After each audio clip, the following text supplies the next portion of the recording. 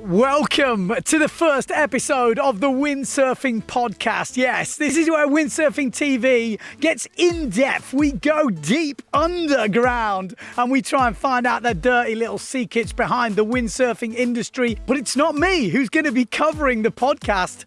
We've got a new kid on the block. We've given him the job. Is he up to it? I think you'll find he is. He's by his own admission a windsurfing nerd, a boffin. He knows everything, a super fan, and he's a windsurfer himself. He's been there from the beginning. He's won youth world titles, and last year he has ground away and finally got on the podium in the PWA. Who am I talking about? Another clue? He sailed Jaws. Yeah, he's a bit of a wave sailor. He's made it into the wave fleet in the PWA. Come on, he's got big hair. Maciek Rutkowski, yes, the man from Poland, and he's a big fan of podcasts as well. He's been going on at me saying, come on, I want to see podcasts and windsurfing TV. And I just went, well, how about you do it?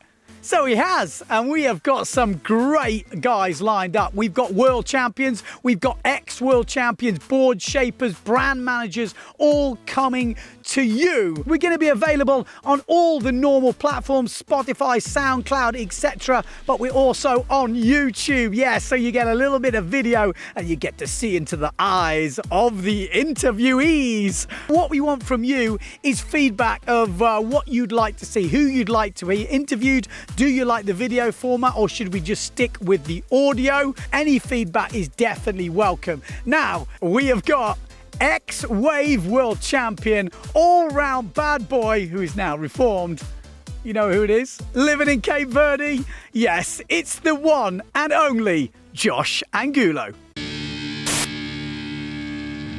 So Josh, great to have you on. It hasn't been the easiest of tasks to get you on. You're a busy man. Tell us a little bit, what are you up to these days? And I guess you're in Cabo Verde. How's the whole COVID situation going on there? Well, yeah, first of all, how is it, Maciek, and everybody out there in internet world? It's good to be even involved in windsurfing at this level. Here in Cape Verde, we've actually, this whole quarantine thing we went through, had some amazing days of windsurfing. Fortunately, that was the bright side of it, silver lining. Here in Saul, we had no cases of COVID-19. So, we're blessed to have ridden that part. I mean, who knows if it's around or not, that virus, I don't really know what any of us really know. But, we're getting through it. The economy shut down. Our borders are shut down. We live off of tourism. So that's been a struggle for the whole country. And the government's doing what they can. They're doing a pretty good job. We're just kind of going through day by day. It's been busy to hook up with you because we decided to kind of refurbish our windsurf club. The last 3 years, pretty much, we've been working on this little hotel that I'm sitting in now, and got that off the ground. Was going good this winter, and then this whole thing shut down. But we have a lot of faith and confidence everything will bounce back. And so we've just been kind of, the first couple of weeks of quarantine was amazing. Holiday with the family. Fortunately, had a lot of time with the kids, barbecue at home. We live on the beach, so we were on the water. We had a blessed time, but for sure you get to the point where like, hey, I want to do something. I want to do some work. I want to, go windsurfing without being scared of the police coming down and looking for me. So now we're getting to that point. The beaches are opening today here in Cape Verde, tonight at midnight. That's kind of a Cape Verde thing. Like, let's open the beach at midnight, rather than at 9 a.m. the next day. But I guess it's just the day change. So that's the long and short of what I've been up to. And that's pretty much it. So let's do a little plug. What's the name of your hotel so the people out there can, when they The visit? name of the hotel is Angulo House, and you can look at angulohouse.com. Perfect. And if you contact us direct or through booking, whatever, come through me direct. You want to windsurf, we'll throw a little deal together for you and make it happen. I've been trying to get Maciek down here to come hang out with us and do some clinics or something, and the guy's ripping so hard. So I'm assuming soon you'll be in such high demand that your €1,000 a week Maciek Rutkowski clinic is gonna come. And the suite. You have a nice suite on top, right? Sea view and everything. Crazy suite up top. There's a big villa. There's some There's a 2-bedroom apartment. There's a 3-bedroom villa for a family. That's pretty pricey, but worth it. The 2-bedroom villa is amazing, or apartment. There's some 1-bedroom with kitchenette for a couple people, a couple friends. And then there's individual rooms that are super cozy, good internet, air conditioned, hot showers, Okay. nice. Hold your horses. Hold your horses. We only have an hour.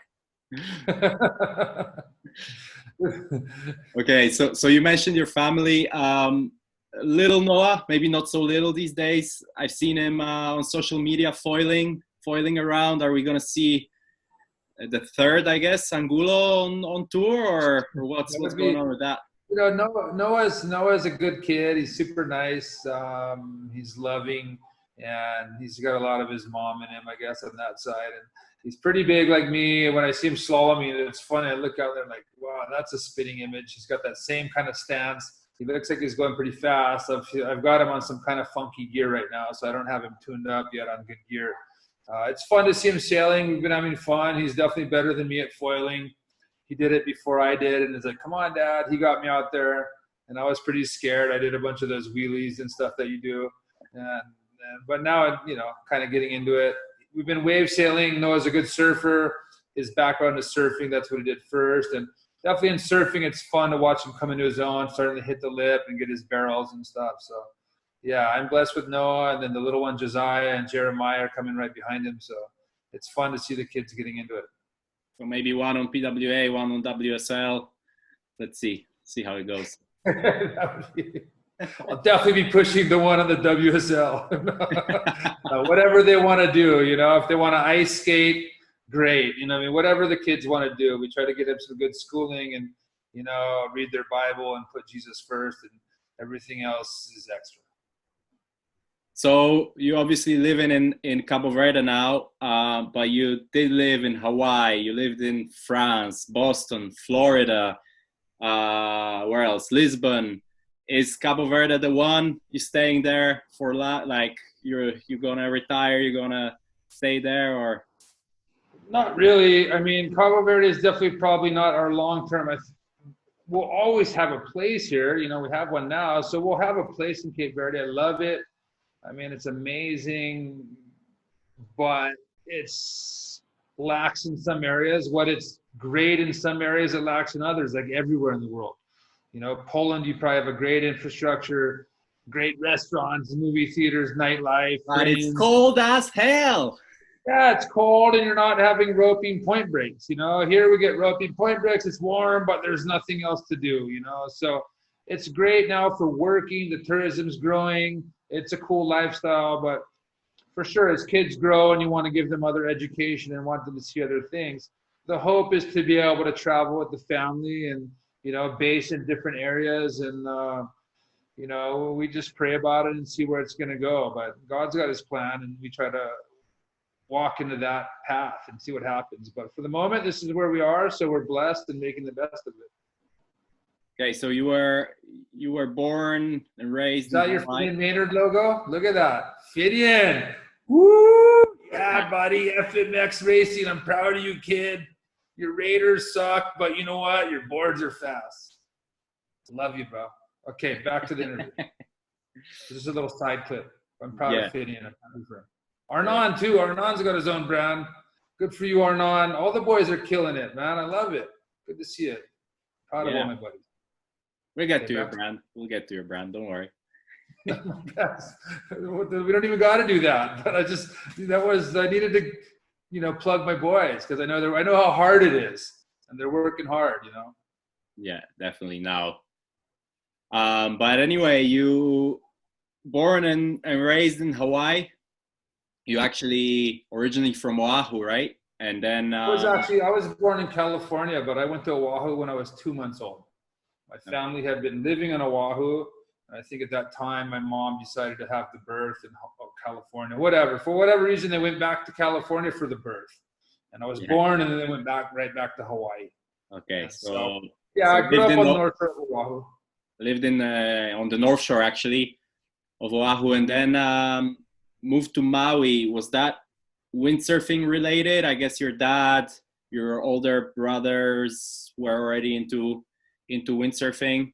I guess Maui is the windy one. Was that fully like, okay, we're gonna get the boys, we want to spend as much time on the water as possible, or what was that about? I mean, the North Shore of Oahu is not the worst place to be. Yeah, I mean, my family, my dad and Mark. My dad, I mean, he's our dad, so we were just kids. He got into windsurfing, and actually the coolest thing ever. One time I sat with him in a hotel in Thailand and over dinner, and he told me his whole history on the thing, and it was like the first time from like we sat there for hours in the Novotel in Suvarnabhumi Airport. And it was a rad story what my dad has done and what he's seen and where he's come from and his background, and the first windsurf board from the guys in Kailua asked them to make a board, and the Kevlar board, and so on and so forth. But he'd have to tell you the story because it's way beyond what I'm capable. And he got into windsurfing, and we were all surfing. He was surfing, making surfboards, and that's how he ended up in Hawaii. And then the whole graduation was to Maui. I mean, Mike Waltz and Matt Schweitzer and those boys started sailing Hokipa and the Grand Prix, and I went there. We were going back and forth as little kids, 5, 6 years old. We were going to Maui. My brother was starting to compete in the juniors, and then the whole thing took off. And at Angulo, Hawaii, probably if everywhere in the world I go, somebody's got an Angulo Hawaii. Go, when your dad's board, it's great airbrush. She just loves you. And it's like, yeah, you know what? Thanks, Dad. I mean, he set the tone, and my brother Mark, came on the scene, and to this day, I think he's done some moves that nobody else has done. The kids have kind of tried to replicate some of the stuff. I mean, has anybody really done a mutant except Mark Angulo? I don't think so. I can't. I haven't seen one.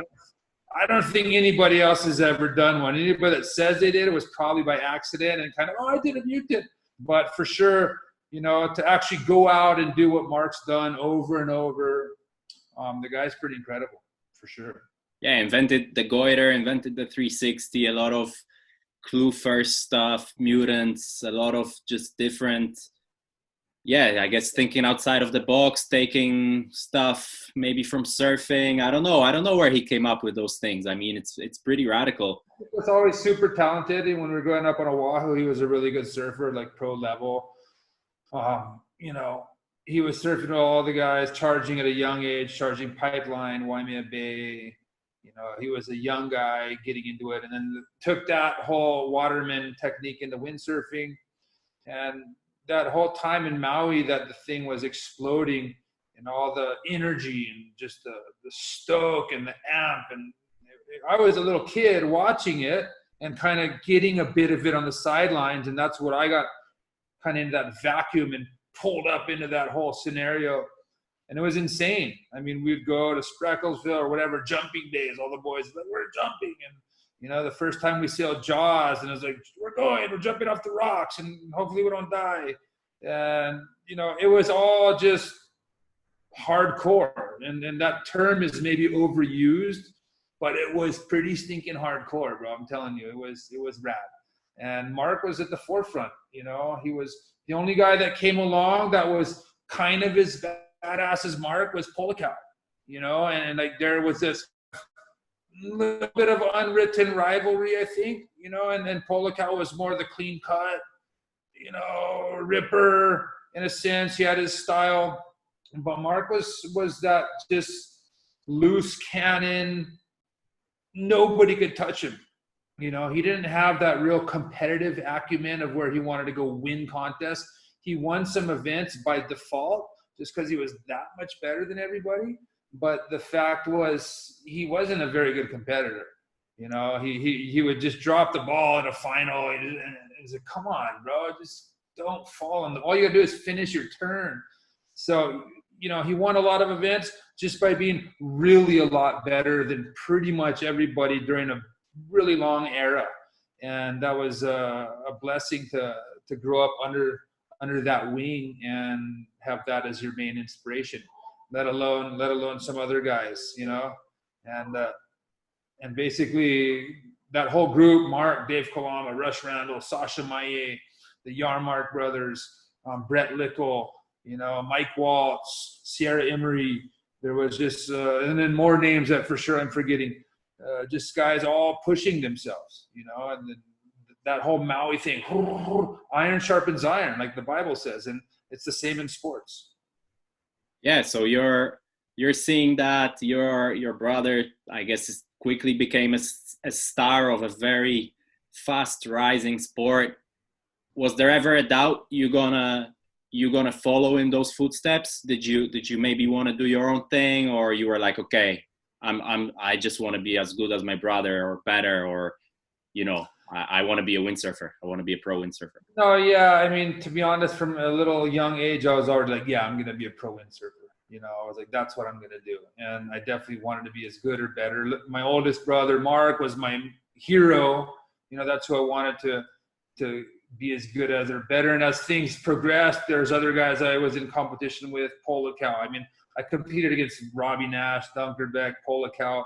And then I went to the next generation, Cowley, Philip Koster, Victor Fernandez, you know, so definitely got to spend a few generations. I mean, my early days was competing with guys like Mike Waltz. And so I definitely had different generations that I got to compete against and learn from and respect and admire. And that was amazing, you know, and for sure from a young age, like, that's what I want to do. And that's what I did. And it took me around the world. We had Jimmy Diaz on the show and asked about his top 5 windsurfers. He mentioned you and Ricardo as the two that he thinks were like the most naturally gifted, talented. Did you see that it was coming easy to you? Did you feel like, okay, I'm going to learn this move, or okay, I want to do that, and you just went out and did it? I think when you were younger, you weren't thinking about whether it was coming easy or not, to be honest. You weren't thinking. And in hindsight, if I thought more, my career would have been much more successful, you know, and a lot more fruitful in a sense, definitely financially and competitively. But at that time, it wasn't about thinking. It was about having fun and ripping and pushing the envelope and partying and doing whatever I wanted to do, which not necessarily the best thing to do. And that's probably a good segue for you.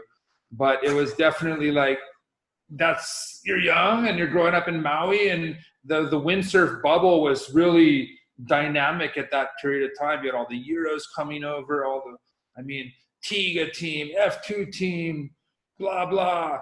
It was big. Windsurfing was big, and you're the young little rat that's really shredding and kind of spanking guys, at least in Maui, you know. But the wake-up call when is all of a sudden you go to Europe and you pretty much feel like you can't even water start, you know. So there's that whole transition of humility that you have to go through that was frustrating when you're an arrogant little kid.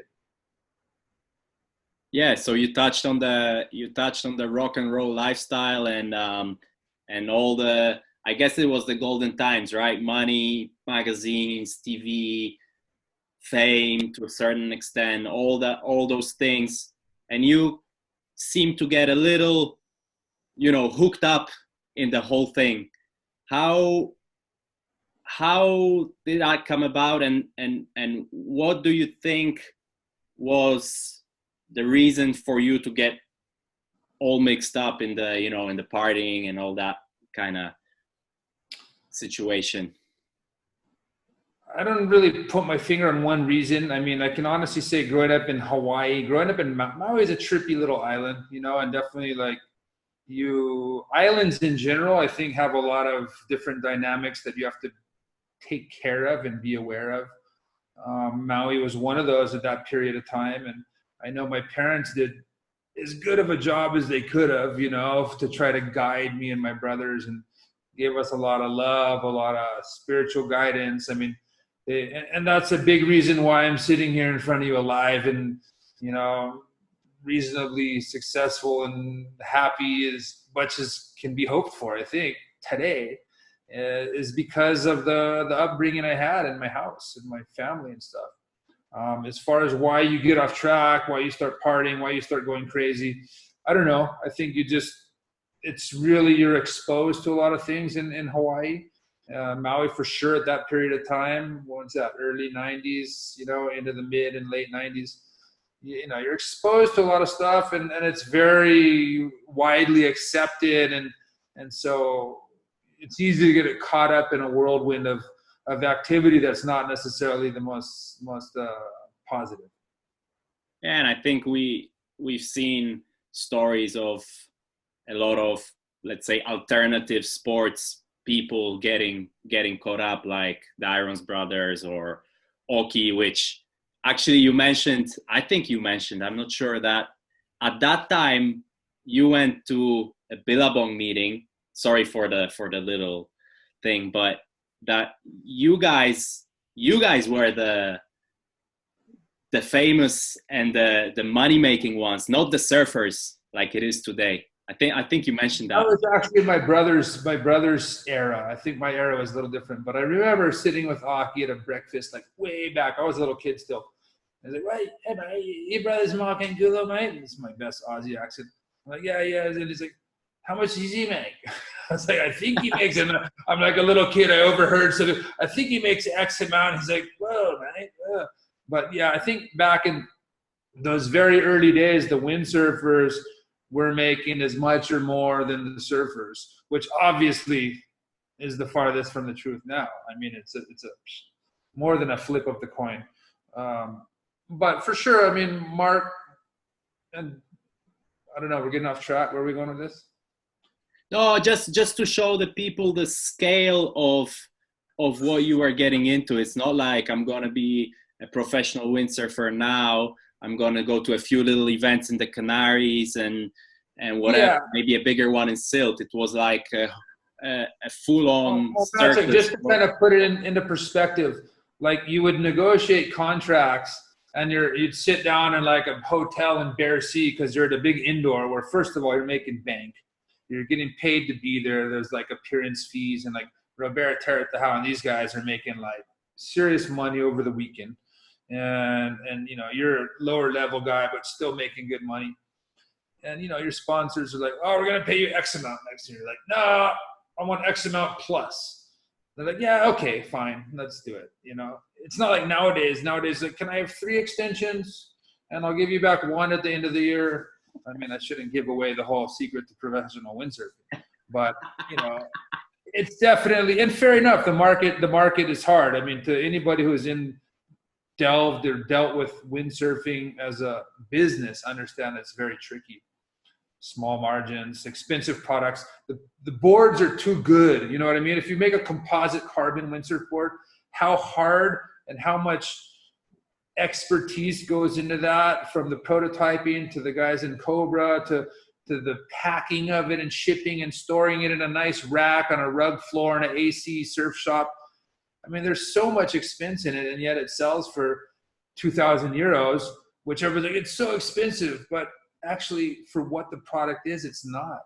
And so the market's tricky for sure. And back then, it wasn't. There was a lot of money, a lot of boards getting sold, sales getting sold, equipment getting sold. A lot of people windsurfed. It was cool. Still cool now. Definitely. Even cooler. Definitely. So what age did you actually get on tour, like fully started traveling and doing that whole circus? Full time, I think, was right out of high school, 92. I was 17. I did some events in World Cups in Japan and Aruba before that. But full time, I was like straight out of high school, boom. I think I went straight to Canaries, Gran Canaria. And that's when I talk about like the humility wake-up call. You're shredding in Maui and you get to Canaries and you're like, you can't even jump, you can't even do a turn. You feel like the biggest kook in the world, and you come up against like, you meet some kid named Vidar Jensen and you're like, who's this in 44? And then you just go, wow, that guy's the gnarliest guy I've ever seen. One-handed double forwards with a seat harness, and so your whole world gets turned upside down, and so everything changes. And I battled against that for a long time. For a long time, I try to keep a little bit this Hawaii mentality to a certain extent. But once I finally pulled back and you really start looking at the for me, it was looking at the European guys, Donkerbeck, Belbioc, the training, the seriousness, the dedication, the faster boards, the single fins. I mean, it's funny because now I'm a kook for being on a single fin. But back then, I was on real whippy little twin fins, and these guys are on single fins, just launching big Baron Flessner, whatever.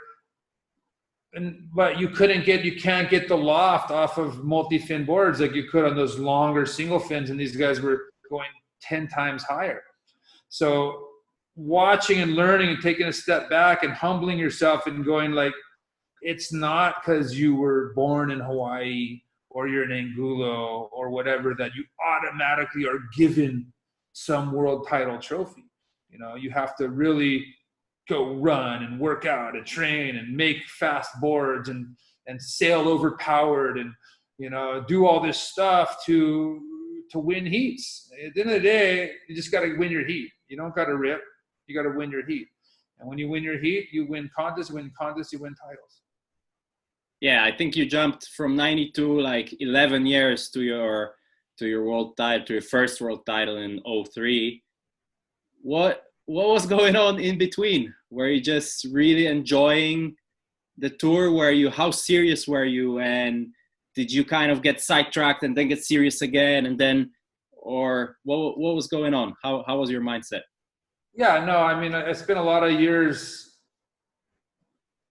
wasting time. I mean, I don't want to say that because the other day I talked to my wife and I was like, I think I do have regrets. Like sometimes people I have no regrets. That's what everybody says. I have no regrets. And actually I sit and I think of certain things and like, yeah, I regret that. Like, I wish I didn't do that. I wish I did some things different. So you don't want to beat yourself up about it or dwell over doing the wrong thing.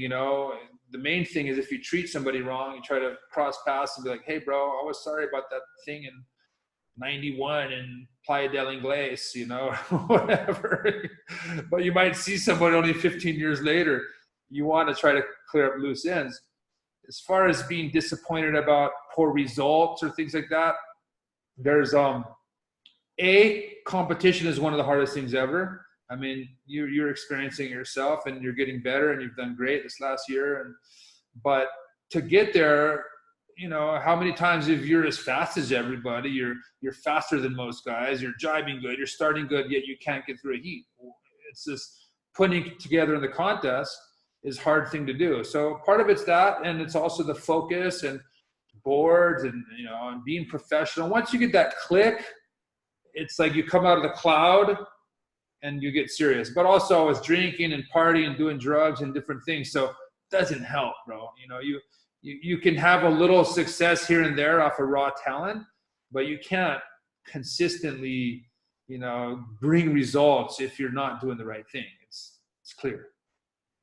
Yeah, I kind of did my homework a little bit and watched some of the videos and the windsurfing movie. That's like my favorite part of all time, where you really open up, about you call it substance abuse problems, and then you go to the whole thing in Cabo Verde and winning that event, and that's like amazing. I get chills every time. But also there's like a 2000 video where you say like, okay, now I'm here. I'm not partying anymore. I'm here. I'm focused. Like, how was it? Because I kind of, from what I know you're not exactly an in-between person. You're like either there or one way or the other, right? So I can only imagine. How we say in Creole, 8.80, 8 or 80. You're either 8 or you're 80. It's like no in between. Yeah, I mean, I think what you understand is if you have a certain type of addictive personality, it can carry into work, it can carry into a lot of areas, and it can be positive, but you have to balance it out. For sure, if you're addicted to drugs and alcohol, it's the most detrimental, or it's one of the most detrimentals, because it's a real immediate effect that can take you in a downward cycle. You can get out of that, and then you can get addicted to competing, or working or something. And you think, oh, I'm so positive, but yet you can put your family to the side. You can put your spiritual walk to the side. You can put a lot of things to the side, and somehow you're telling yourself, oh, but I'm positive. This is good. This is good stuff. It's not. I think anywhere in life, you really have to, people say, oh, it's how many times when I was partying, people are like, oh, you got to just be balanced. It's like, okay, yeah, whatever, but it's the truth, for sure. Me, I don't drink anymore. I haven't for 13 years because I don't believe that it's worth me even trying to do it. I've tried it enough times. It didn't work. So it's not like something that I need in my life. It doesn't bother me when other people do it or I'm around it or whatever. I don't hang at the discotheque. I'm in bed by 9 because I'm usually pretty tired if my wife let me sneak off, but sometimes I'm trying to change diapers or make bottles or, I watch cartoons. Spider-Man is the new one right now. So it's basically, look, life goes on, man. You know what I mean? And I can't tell you how blessed I am, Maciek, to be sitting here not feeling some of the things I felt 20 years ago. Not being in some of those downward spirals or dark places or moments of despair and helplessness, and by the grace of Jesus in my life and the Holy Spirit in God's hand, I've been able to come out of that. And also along the way, like getting sober is one thing, but then you have to learn, like, well, you're still kind of an a-hole, and you're still selfish, and you're still arrogant, and you're still impatient and anxiety and all this other stuff. So then you start to kind of try working on those one by one to be a halfway normal person, and try to get along with people, and most importantly, your family, because they're the ones at the end of the day that really count. Yeah, this is really interesting, and I'm sorry to drill you about this. I know it's probably drill like my dentist. Drill me, buddy. But because we all, like in movies, it's always shown like there's this one big break, or the guy did his first line, and the guy, or he had some demons already, and he got into drinking or whatever. It's always shown like this big picture. And from what I understand, I mean, we all like to party from time to time, and you just like to party, and you got hooked up. It's not a big thing, is it? Like it just got a little more, a little more frequent, and then all. Are you really trying to skirt around the question, Maciek? What's the question, though? The question is, like, when do you realize, like, I'm deep, I'm doing more partying than I'm doing windsurfing, or I'm doing. That's a good question. And it's usually you don't realize it, and when you finally do realize it, it's a little too late to like turn the switch off. So that's where the whole problem comes into place. You, like you say, you're having fun, and you're like, oh, we're so radical, we're sailing, we're ripping, we're partying. It's all going on. You're like living this lifestyle that seems great, but then before you know it, you're losing sponsors, you're running out of money, you're sleeping on your friend's floor, and then your friend doesn't even want you on his floor anymore. And, then you're kind of, your family's not answering the phone. So then you kind of get to the point where, oh, maybe I do need help, right? I'm past the point of where I should be at. And you realize that, and then you like keep going 5 more years or 10 more years, down the wrong path. Because if it was easy, people would just like stop, because, you definitely get sad and depressed and go through a lot of bad things when you're doing the wrong thing.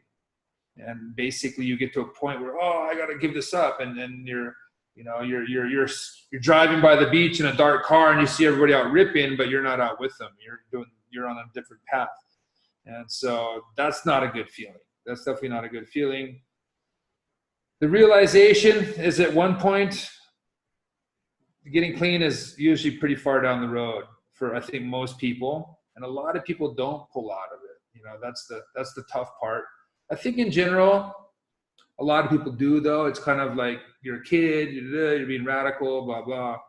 And you start growing up, responsibilities, maturity, things you just, like, they're not as attractive anymore. So, but for me, it was a bit rough. I can honestly say there were some scary times, and definitely not missing them. What role did windsurfing play in that whole equation of getting clean? Because you mentioned your family.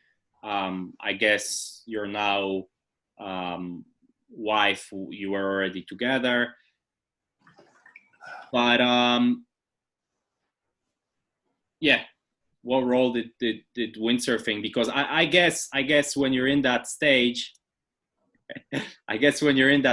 you don't think about windsurfing much. You don't get out of bed like, okay, I'm gonna go windsurf today.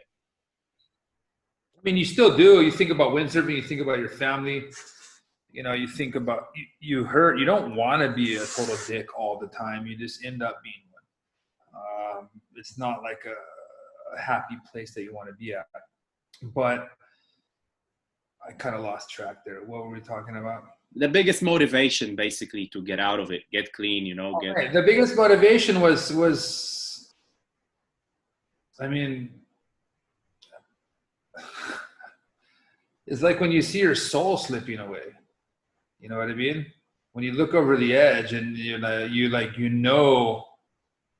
between God and Satan, and you're getting closer to Satan rather than God.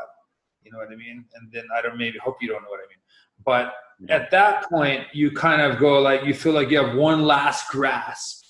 And if you don't reach out and call upon Jesus, you're done. So fortunately, understanding that and having that little bit of last grasp energy within me at one point in time, I did do that. And God's been very faithful, because it's written in the Bible over and over. I mean, and it's in the Bible that he doesn't allow us to go through more than we can handle. And also it's written that God will be faithful to finish the good work that he's began in us. So the good work he began in me as a kid in Sunset Beach Christian School down at Keiki Road down there, basically going to church with my family at Waimea Falls Park. And then it's like many years later, those seeds that are planted, God's good work keeps going, and the glory is all to him, because he pulls us out and he provides us tools. And it's written, and it's often true in our life. Even later, when you pull out of that stuff, you're tempted with other stuff, and you have other stuff in front of you. But wherever there's temptation, wherever there's sin, there's also a door out of it. You also have a choice, and you kind of get to a point where you gain a little forward momentum, and you stop being such a little wimp and stop being like, oh, I'm just going to give in. Oh, I can't handle. Oh, it's too much. And you're just like, no, I'm gonna just go to bed. I'm gonna just run away from this and sleep. And eventually that becomes easier. And like, I'm not gonna turn my head and look over here, that's gonna make my mind messed up. So you eventually start gaining some strength. And for me, it's 100% spiritual. That's my foundation, my rock. And second, my wife has been amazing. Claudia, she's gnarly. I mean, I'm scared, but I'm also completely blown away by what a rad woman she is. She somehow endured me and also raised my kids, and she kept this whole family together. So when you come to this realization about that, and thank you for allowing me for being so long-winded. When you come to that realization, then you're able to start giving to others, and you start with your wife, and your kids are the first and foremost, and then you're able to kind of start breaking down the stuff that's inside of you that used to be like this real barrier of roughness, and then you get softer, and God softens your heart, and then you're able to deal with stuff on a day-to-day basis, and less conflict and less aggression and less bad situation. Balance, I guess, a little bit more balance, yeah? more balance and more happiness and more spirituality, more blessing. So it's like a positive roller coaster, positive spiral, upward spiral rather than a negative downward spiral. Did you have to get away from Maui for that to happen? Actually, I got sober in Maui. So, at my friend's house and my brother's keeper up in Makawao, and, the Dung family, Mark and BJ Dung, they helped me out a lot. I had different moments of sobriety and stuff, but definitely hanging out with them for a year, that was a turning point in my life that I was opened my eyes and learned a lot at that time. And definitely, I think the reaching out to them and going there and their Christian connection and their experience that they've already had, them sharing that with me, that was fundamental in my life. And it sticks with me to this day. I mean, it's like I can hear, and it's funny, my good friend, Pastor Mark, he'd be like, "Brother, you might leave, but you're always going to hear me in your head." You know what I mean? You're always going to hear. And so I'll be somewhere in the world and I'll hear Pastor Mark in my mind, and I just start laughing and just like, I love that guy, because he's rad. So Middle of the heat, the first mark. Yeah, exactly. Right before a start, for sure. Okay, so then obviously your results, they started improving. I actually managed to get some old results, like from 2000 onwards. And you went from like 8th to 4th to 2nd, and then 2003 happens and you come like 4th or something in Pozo, which you mentioned was a long process to get, past that mental thing of, I'm from Hawaii, there's big waves, Pozo is small waves, it's jumps, is totally different. And then 2nd in Silt, and boom, you're world champion. How? Exactly. I mean, so from a Maui boy winning a world title with a couple of European events, that was definitely because you change your mind frame. You change your mind frame, you change your boards, you change your training, you change everything. You kind of, Maui's there, it's in you, that background. I thank my parents. Sometimes I call up my mom and say, thank you so much for raising me in Hawaii, because you get a base that you can't get anywhere else in the world from what I've seen yet.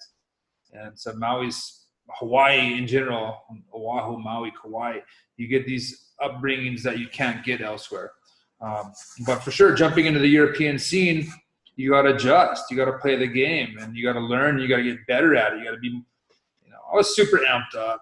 2003 was a year I willed my way to it. It was all mental. It was like I had this almost panic in the beginning of the year of like, I have to win. I'm going to win no matter what. And it's like I told myself that, and I trained every day at this little spot up on the east coast of our island here. Nobody around, like one little fisherman. And I had these really forward-thinking boards at the time. It's funny, like that Starboard Evo came out, but it came out after what I won on in 03, which was, so often it's funny, like the Angulo stuff, it's really ahead, but we're maybe crappy commercial guys, or we don't know how to bring it to market well or whatever. But definitely, I mean, my dad did, seeing it back in the custom days. But definitely, as far as being ahead on product, I think we always have been. And that's been an advantage back when we were wave riding on Maui. During the world titles that I did win, equipment was a huge part of it. Being on stuff that sets you apart, so you look different in the water. And, I was stoked to get that little monkey off my back, Maciek. I'll tell you what, I would have been happy, over the moon with one world title, one and done, like whatever, I got it. Okay, I can shut the door, and God bless me with 2, so that was even better. You win on same points with Bjorn on countback. And did anybody, I know the windsurfing world, and how people can be, and did anybody try to sort of like tell you, you need to win another one because it was only 2 events, or it was, I don't know, it was on countback, or whatever. To be honest, you know? at that period of time, there was a lot of years that were like that. I think McKercher won on one event. I think, if I'm not mistaken, it might have been 1.5 events or something.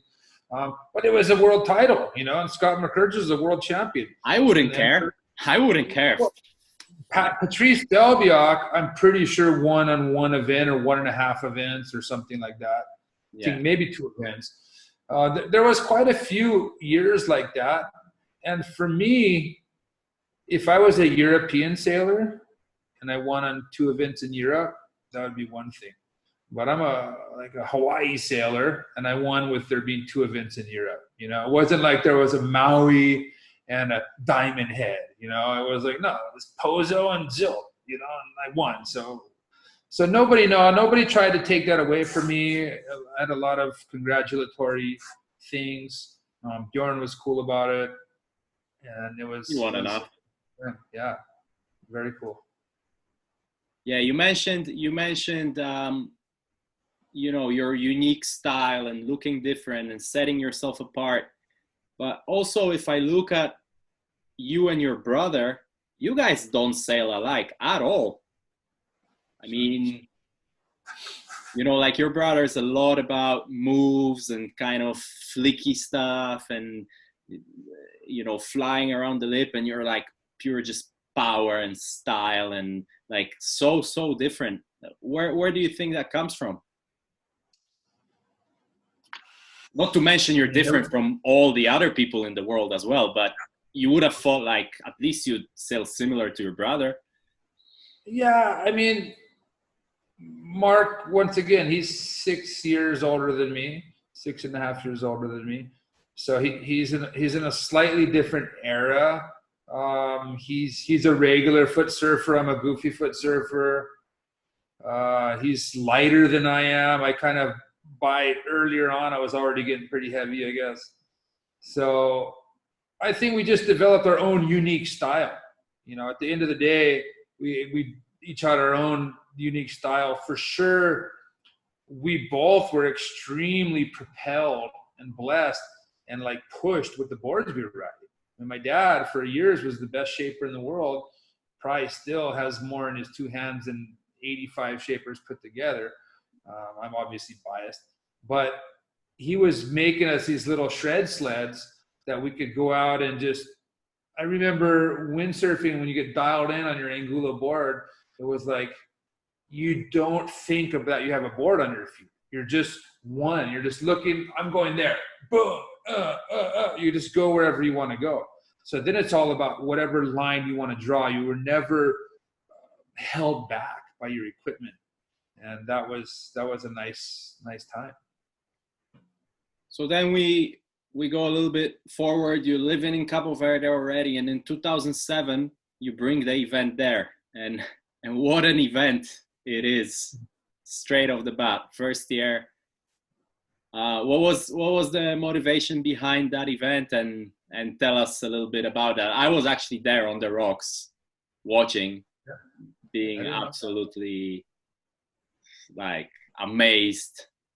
It's like it's the best, like one of the best shows ever. I mean, the action is so close. When you're there on the rocks, you feel like you can almost touch the guys, and doing massive aerials, and Kauli doing double the turns of everybody else in that same space with his little twinser, and amazing stuff. So tell us how this came about.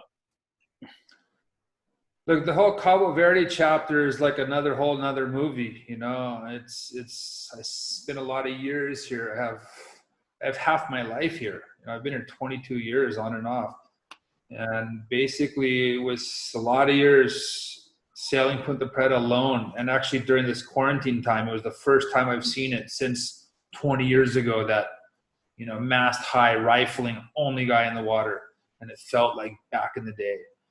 Except there's these big hotels blocking the wind. But basically, sailing all those years, you start developing these dreams. And over time, I decided and talked with the government to represent Cape Verde, because I felt like I was getting a lot of motivation here, a lot of emotion, a lot of drive. And so I wanted to represent this country. And so I started representing Cape Verde in, I think, 06. And at the same time I was talking to them about doing that, I was able to meet some people and start planting the seed about the contest. And they're kind of like, what? Windsurf contest? And I convinced them. I'm a pretty convincing person when I want to be. And then they went for it. 85 languages as well. Yeah, we get by okay.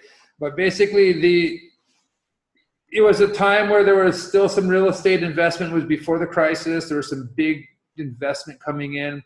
One of my friends here, Victor Fidalgo, is a key player in the economy here. And he was very aggressive at the time. And to this day, he's like the main guy pushing tourism here. He just went like, yep, okay, let's do it.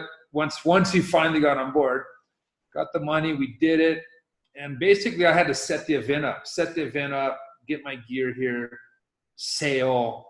Looking back in time, that's the addictive side. That's the side, like whether you're partying or not, to be able to build a contest, get everybody in, get all the money, make it happen, train, win, tear it down. I could never imagine doing that again. It's so intense. The culture here, the obstacles that you encounter, to be able to do all that and compete and win, it took a lot out of me, and actually it's like right after that was the last time I ever partied. I think I had a little mental breakdown after that event. And then after that I got sober and have been sober since. But basically it was the most intense ever. That event was a change. It was a turning point in this country and in tourism. It was a turning point in the respect that the government and people in the country have for water sports.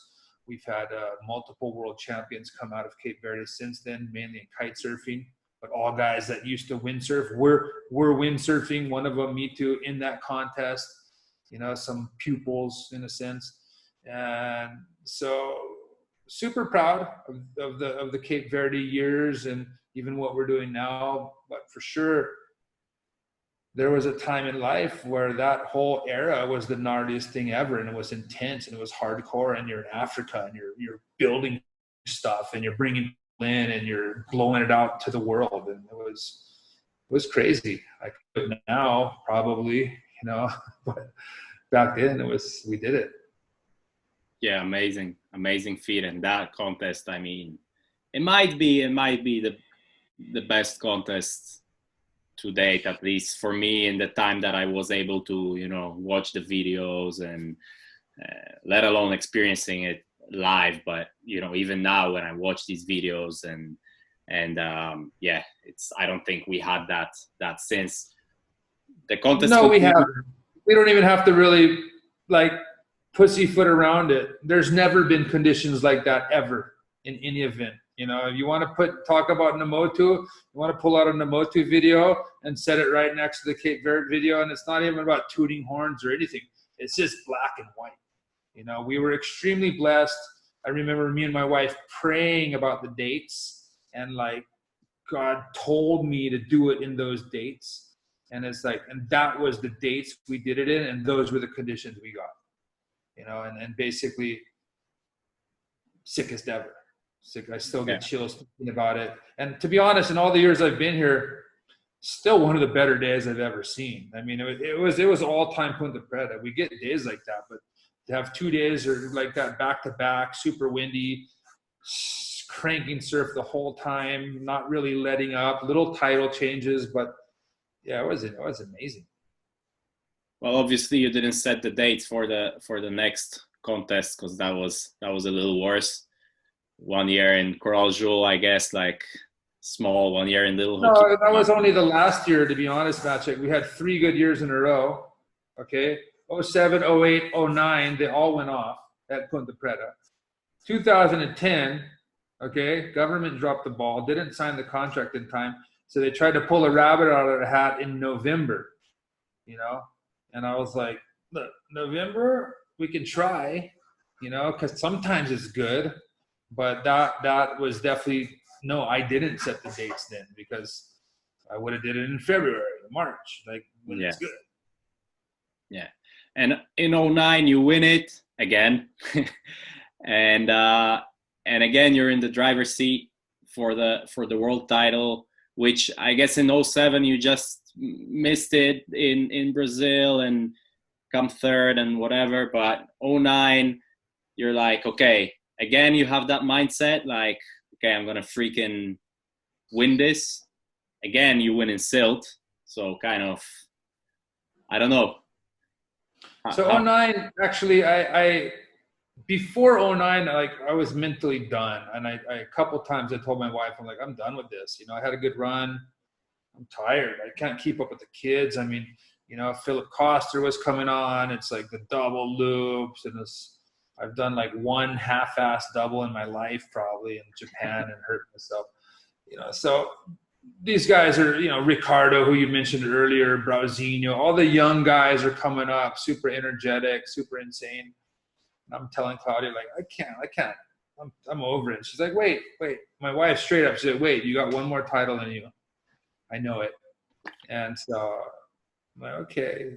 So I did, we were going to do the contest here anyways. So did 09, won here, went to Canaries, snuck out with like a 9th in the double elimination, which was pretty good. And Cowley, who was second here, I'm watching him in the doubles, and he lost at the same place as me. And I was like, whoa, yeah, right on. So we went into Zilt, and I'm just like 0.3 ahead of Cowley. You know, and my hat special mention to Cowley, because in those years, you know, he was part of making my career with how hard he was shredding and pushing me at Punta Preta. Like the whole dynamic wouldn't have been the same if he wasn't there, you know. So I have a lot of respect and thanks to Cowley for battling me. You know, he's the only other guy to ever win at Punta Preta. You know, he got one victory. I got 2 firsts and a second, and I think he got 2 seconds and a first. So he's super gnarly. But we went into Zilt, and I don't know how many times in my life I've watched other guys that go to Zilt in first, and there's no wind, and they get to hang out and eat waffles and win the world title. You know, so I'm secretly like really going like, you know what? I'm 33 years old. I think I was at the time. I just want no wind. I'm going to just sit in the hut and have some rice pudding, and like, hopefully we get this little east forecast and I could just puff around all week and be happy boy and go home with my trophy. And I hadn't even considered a title till after Pozo. I'm like, whoa, I'm in the running here. Trippy. So Zilt comes around, and that year was just purple blobs. All you could see. Windguru was just purple and red. I'm just like, oh, my good. This is just like Philip Koster and Cowley, all these rippers. But fortunately, I had enough experience at Zilt by then. And I had my good boards and I had my good rigs, and Art Spooner had me tuned up on some 6 sails. I had fins. I had everything tuned up. I was kind of smart by then. I knew what I was doing. And basically did what I needed to do. Sailed right into second place. You know, Alex Mussolini, he's a little wizard out there, and he won the singles.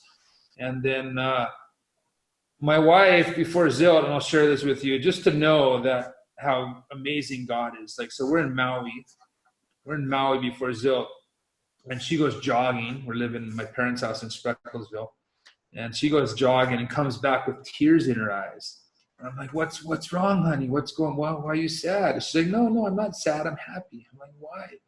She's like, why are you crying? So I'm super happy. I'm like, so God just told me the world, you're going to win. The world title is yours. And so this is like before I fly even to go to Zilt. I'm like, whoa, you know, my wife tells me that God tells her that I'm going to become a world champ. So that's a lot of pressure to deal with, right? You know, what do I do with that? Okay, so now I have to be really faithful and obedient and accept it. But you're kind of, you're doubting yourself like anybody, right? But she's like, yeah, and I'm going to book my ticket just to go for the last 3 days with Noah just to get the trophy. And she did. No pressure. No pressure. So I flew and I boom, single elimination. Nardi, Micah was there helping me out. And so I'm sitting in first again, okay? But big forecast. We're going to have more wind, double elimination. Oh, yeah, I owe a beer to Klaus Vogt, because Klaus Vogt starts coming up the singles, just smoking everybody, Zilt boy, Hamburg boy, Port Tack. It's like all time. And he's just taking him down. So I'm sitting in my hotel or my compartment with my wife and my son, who flew up for the last weekend. And we're watching the live ticker, no live thing, but just tickers. So, and it's like, oh, Cowley with a big off the lip. Oh, Cowley. Oh, Klaus Vogt with a 360. Oh, but he falls. Oh, no. Oh, Klaus Vogt. So you don't know who's winning. You're just watching these little Jamie Gibbs blurbs. You don't know what's happening, but you're kind of, and then you're like, whoa, it kind of looks like, and then right there, Klaus Vogt wins. Angulo's world champion. So I became a world champion sitting in my apartment with my wife and my kid, having a cup of tea. And so we all danced around and cried and hugged and smiled and laughed.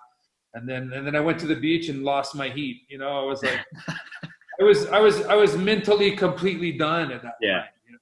So I went from second to third. I didn't rig a small enough sail. It was super windy, but I did what I went to do. It's always you want to win everything, but basically you want to win the world title. Once you get the world title in your hand, you have a certain release, and it's this tense energy that you're maintaining to like get to the end. It goes away, and you turn this big ball of mush, and so basically that's what happened. And then we got the trophy and went home. Yeah, that's what happened to me when I won the Sunday special, in my lake. Did you get a cherry on top? Yeah. You know what a sundae is in America, right? Yeah. Sunday is the ice cream, the McFlurry, or the smaller McFlurry. Yeah. No, dude. No, I don't know. I don't go to McDonald's, never. It's not a McFlurry. You got to go to like a diner, bro. Anyways, try to get a good Sunday next time you're in US. Okay, so I guess new motivation. I guess after that you needed new motivation, and you decide, okay, I'm gonna do the slalom thing. Was that somehow connected to Maui Sails? You obviously changed to Maui Sails in 2009, or was that just your own thing? Like, I did slalom back in the day, I was pretty good, and I want to do it again. Yeah, no, I wanted to slalom. I think Micah actually inspired me one year. He lent me some gear, and I went just for fun to Fuerte. And I think I ended up in the top 10 on borrowed gear. Of course, it was Micah's backup gear. It was all tuned up. He was the top that time, and he was killing it.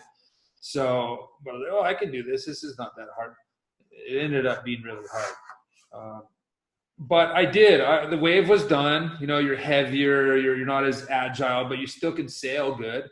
And I felt like some unfinished business with slalom.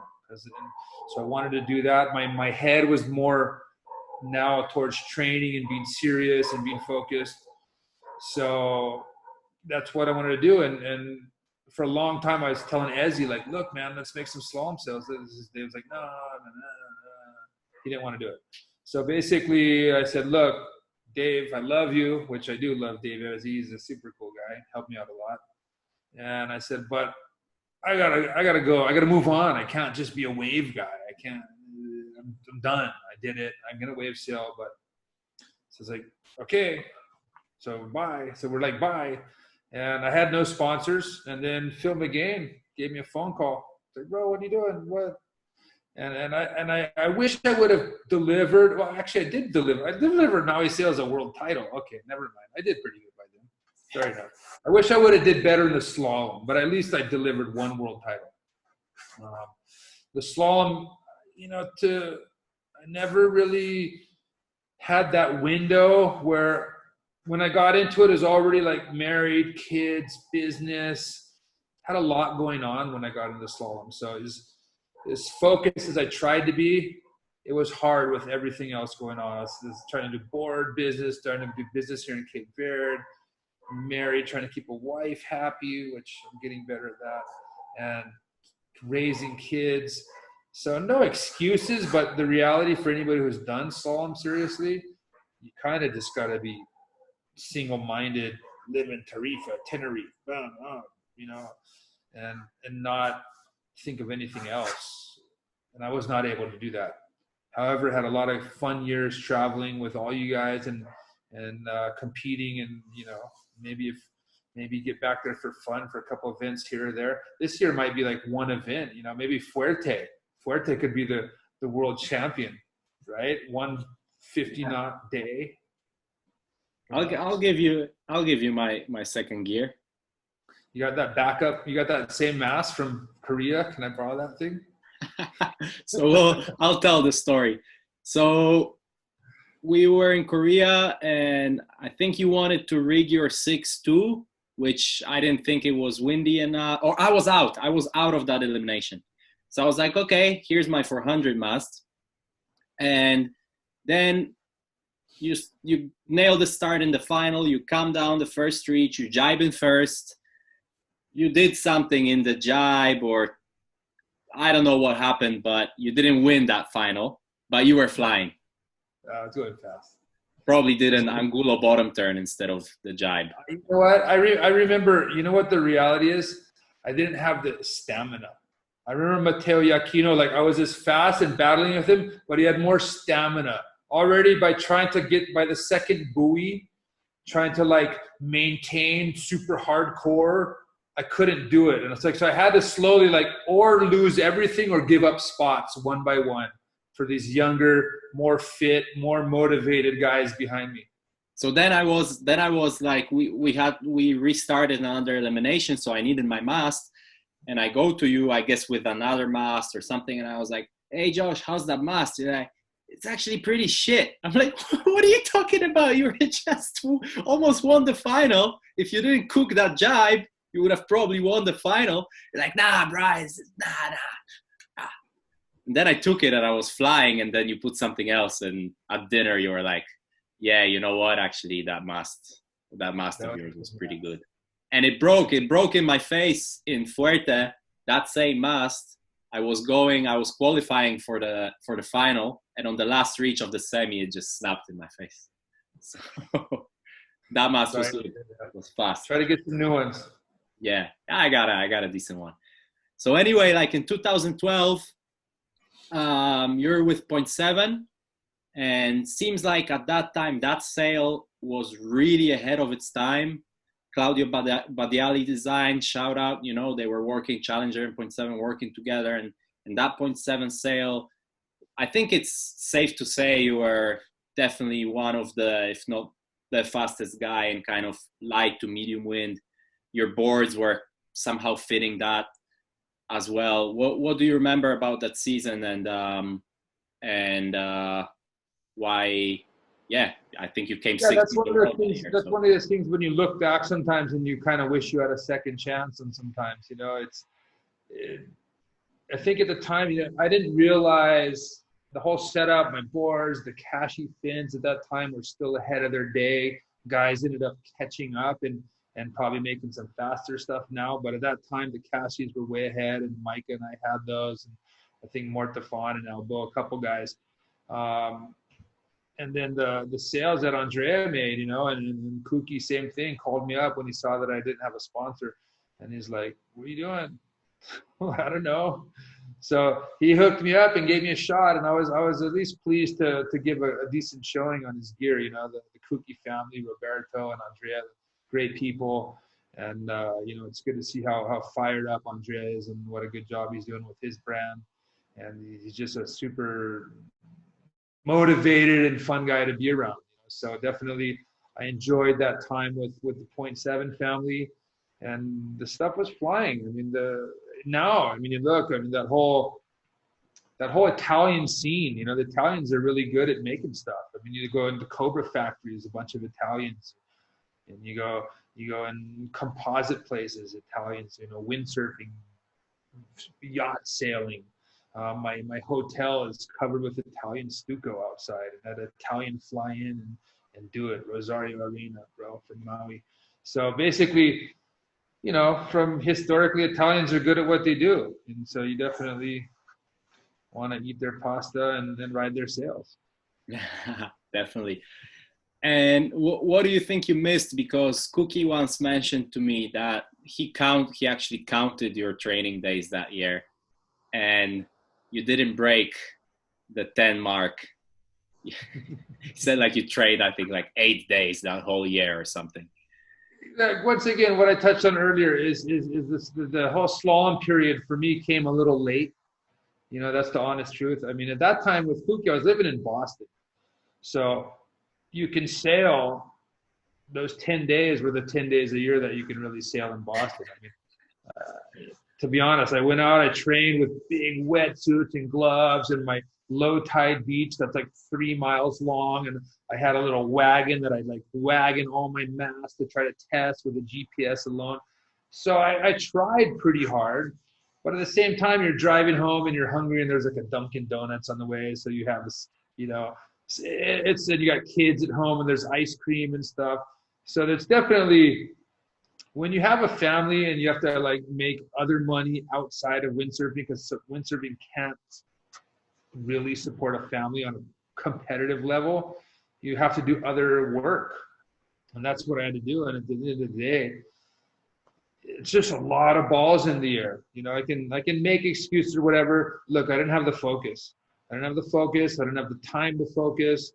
I'm the way how I work is I kind of need some room to like sit and look and analyze and think about it. And then when I see my path, then I can go pretty full speed. It's funny when I travel with Micah, you know, when we get to a tent in Korea or whatever, he's like a machine, like boom, he's done. Everything's organized, you know, and it takes me like a couple days and I'm like figuring out where I want to hang my harness. It's not going to be in the way, you know, and I want to put my towel over. And it's probably drives, I think I probably drove Micah crazy because I remember him telling Claudia, like, I don't know how drove him into retirement, maybe. You know? But for sure, if I had it to do it all over, I would have started slaloming serious when I was 15. You know, I mean, that's all of us, right? I'm not unique in the case of if I had a second chance, right? So whatever, had a lot of fun. You did win a final that year in Turkey, and tell us the story because you almost didn't have your fins, did you? So that's a story. So I like super professional. I'm going to go to Turkey early to train with Kuki and the boys, 0.17, blah, blah. I fly like 2 days early from Boston. I get in, I wake up early in the morning. I'm like, I'm going to go rig up, setting up my board. I'm like, you know, let me set up my board first, then I'll rig up my sail. I couldn't find my fins anywhere. I look at my board bag, I go back to the hotel, I look at my bag, I'm freaking out. I can't find my fins. And I'm like, I'm going through it in my mind, like, you know, somebody stole my fins. I call up my buddy in Boston. I'm like, dude, drive to my house, open up the garage and see if there's a black bag of fins sitting there, please. He's like, yeah, there's a black bag. So basically I flew to Turkey without my fins. And fins are like tires on a race car. I mean, you can't do it without them. So there was no wind before the event and I'm sitting. And so that day I go back to my hotel, I'm calling UPS, what can I do? And like, everybody's like, dude, don't send them, you'll get stopped. So I basically had to make a choice. It was like, try to borrow some fins. And I mean, is any windsurfer going to give you their best fin? No. You're going to, they're like, oh, here, take this one, bro. Yeah. Josh, done. Out of the picture. You'll do great, you know. Looking back, Gonzalo had some cashies that he was going to lend me, and I might have just done fine on like 2 cashies because you only need like 2 fins in Turkey. But I made the call. I bought a ticket. I got a taxi back to the airport the same night, like midnight. I flew back I went from Izmir to Munich. Or Frankfurt, whatever. I think Munich, Boston, Frankfurt, Izmir. But on the way back to pick up my fins, leaving Izmir, because I had just flown from Boston, panicked, flew back to Frankfurt, wherever, Munich. So I fell asleep at the gate of my flight. I fell asleep at the gate and like woke up in this little trance and saw the door close in the plane. And I ran, like banged on the door. And dude, I was done. Fortunately, there was a second flight to Boston that day. I somehow got on another flight, got up. My friend delivered the fins to me. I walked straight back onto the same plane and got on the same seat back to Europe and back to Izmir. And think I ended up 5th or 6th in that contest. Yeah. It's one of the best all-time stories. Is anybody going to watch this interview? Like, how long have we been talking?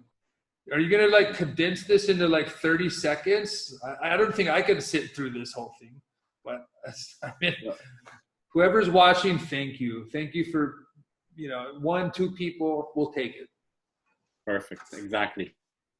Don't worry. We're about to wrap it up. So I'm cool, but I just feel for the person who's trying to endure this.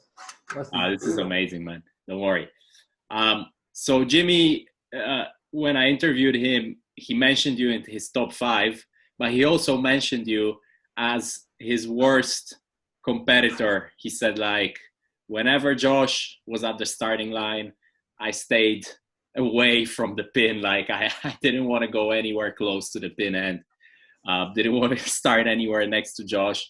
So my question is this, because I've been watching now the Last Dance, the Jordan documentary, and I had this little parallel, like, I think you're the one guy on tour, or of any windsurfers that I know, that has that kind of mindset. Like, I'm going to freaking win at all costs. Like, no matter if this guy is going to be mad at me, or if the judges are going to think I'm a dick, or whatever. I don't think you cared. You didn't seem to care. Were you born with that? Did you grow into that? I would personally like to know, because it will be helpful. I honestly felt like super wimpy compared to all you young guys. Like, I mean, how much scarier is Bruno Martini, for example? I mean, it's like you don't want to be anywhere near that guy on a race course, or what's the other Italian kid that rides for Germany? There's definitely, yeah. I mean, there's definitely some times where like you were battling on the pin or whatever, but they're all little phases. You know what I mean? There's phases where you get a level of aggressivity, which you have to have in slalom.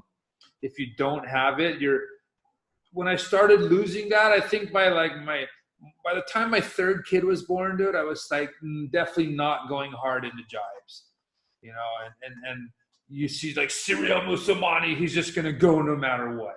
So if you don't have that instinct anymore, it's time to pull back, because everybody's going so hard and so aggressive and so cut inside. There was times where I definitely did some stupid sailing. I think you start graduating out of that, because you realize like that's not helpful. When you let yourself get too emotional, that's when you make some bad choices on the water, and I can be emotional at times. So yeah, I've been pretty competitive since I was a kid. My wife always laughs. My middle boy Josiah is like, he has to win everything. It's like if we're eating, he wants to like win the eating contest. If we're playing games, everything is like, and he somehow makes us all feel that he won. So it's probably a family trait somewhere. Winning was fun, but it's definitely not everything. But if you are going to compete, definitely compete to win. Don't waste your time traveling the world with all those board bags and masks and making not enough cash. And like, I'm happy with top 10. I mean, nowadays I would be, because it's so hard. But basically, go and try to win. That's what you got to do. Okay. So try to win, Maciek. I will. I'm trying since 10 years. Get slowly, baby steps. So to close it off, looking back, if there is one achievement you could pinpoint, like, I'm the most proud of, what would it be? Or achievement, or life situation, whatever. Oh, man, there's a lot. I mean, and I don't know what I'm most proud or look, all I can say, I'd rather say it like this. I just feel extremely blessed. I feel extremely blessed. I'm extremely grateful to know God, to know the Holy Spirit, to know Jesus. I'm extremely grateful to see that working in my life and my family's life. I'm extremely grateful to have had the opportunity to meet so many cool people around the world, the network we have internationally, everywhere around the world. The guys from the old days, Torkel Christensen, and these guys that guided us and helped us and lent a helping hand. The younger guys that I look to now and draw inspiration from. The Windsurf family. I mean, Jimmy and Rich Page, these guys that we don't always see eye to eye, but they're working to make the sport go forward. You know, Svein Rasmussen for his commitment to what he did in the sport and all the things he developed and what a kind of nutcase to do that kind of stuff, but in a good, focused and positive direction, you know, and have assisted and watched all these guys and, you know, the Bruce Wileys of this world that you compete with, and then you see these guys running the industry, you know, and it's just fun. It's just to be a part of it and have been blessed with it. I feel super relieved to have experienced and got those little world title things and put them away in the backpack, because it would be a little sense of frustration to me probably if I didn't, you know, to be honest. So I know God blessed me with that, and it's something to look on. The years in Cape Verde, the stuff we did here, it still gives me chills, to be honest, to know of that, just all that action, all that energy, the rocks, the people, the Africa, the rawness of it, to experience it, to be the first guys to sail Jaws, you know, really, me and the Aguirre brothers. That was pretty much, I mean, besides Brett and Kalama when it was not really breaking, and with Mark Pedersen up there, you know, the first day that I'd ever windsurfed when it was breaking, I was there. So I've had a lot of amazing opportunities and experiences, and look, there's still more ahead, bro. I might come spank you in Fuerte, you know, just for fun. Bring it. I had to, bring it on. Forgive me, Maciek. So thank you, but just windsurfing is greatest ever. I love it. And it's so hard to do, but it's so fun. Quick hitters to end it. What are your pet peeves? Probably my own impatience. How many times a day do you pee your wetsuit? I don't go in the water very often these days, so not many. Guilty pleasure, aside from peeing the wetsuit? Brownie cookies. Your top 5 windsurfers of all time? Mark, Jason, Bjorn, Robbie. Did I say Robbie? Robbie, he's kind of, you have to put him on there. And who else? There's so many. Who did I miss? Did I miss the other 195 top guys? That's a hardcore group. Top 5: Mark, Jason, Bjorn, Robbie. You know who I'm gonna put on there? Because he was always like a little kind of arch enemy stickler in my spine. Like I secretly was jealous of him, but he really ripped and stepped it up, was Nick Baker.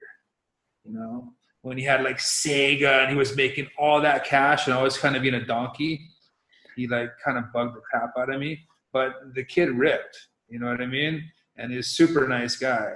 So at the end of the day, I'll throw him in my top 5. Most underrated of all time? Most underrated? Luke Siver and maybe Andy Angulo, my other brother. He kills it, but nobody knows who he is. But yeah, the unknown brothers, I guess. Terry Belbiak, throw him on that list. This is going to be, for you, it's easy, but we ask this to everyone. One spot you'd have to sail every day for the rest of your life. What would it be? I mean, it probably wouldn't be Punta Preta because it's so hard and it takes so much energy out of you. Oh, really? If I had to sail one spot the rest of my life and I could have it alone, it would probably be Hokipa. You know, because Hokipa is just a little bit of a skate park. But the fact of you can't sail Hokipa, it's a nightmare with all the people. But if you could have good Punta Preta, for sure, that would, good wind, no kiters. I don't know. Worst excess baggage bill? I don't recall, but I think was actually out of Thailand once, and actually I think Svein Rasmussen helped me pay it. It was like $2,000 or something. Most coffees you had in a day? A lot. I've mellowed out, but I've definitely had like probably 10 espressos in a day, probably once. Who's the best cook on tour? Best cook on tour or cook? Yeah. Cooking food or cook? Cooking food, yeah. With a C, not with a K. The best cook? Yeah. I have no idea, Maciek. Nobody that I've ever... Who makes food? Do you guys cook on tour? Yeah, you guys used to eat out all the time, didn't you? In Korea, I cooked in my hotel room every day. There you go. I guess I am. I don't know. Who's your worst competitor that used to break your... I used to get pretty edgy with Kevin Pritchard, you know. He snaked me in Punta Preta one year and cost me like the wave of the final. And he thinks it's my fault, but he knows it's his fault. So we still go back and forth on that one. But he was another one that was like super, you know, successful, goody two shoes. And I was jealous of him, but it turned into a healthy respect over time. Last but not least, who do you want to hear on the podcast? Who would I like to hear on the podcast? Yeah. Who's the best talker? I'd like to hear whoever, bro, whatever. I'm good with whatever. I'm happy. Sorry, I could have been. You can re-ask me that.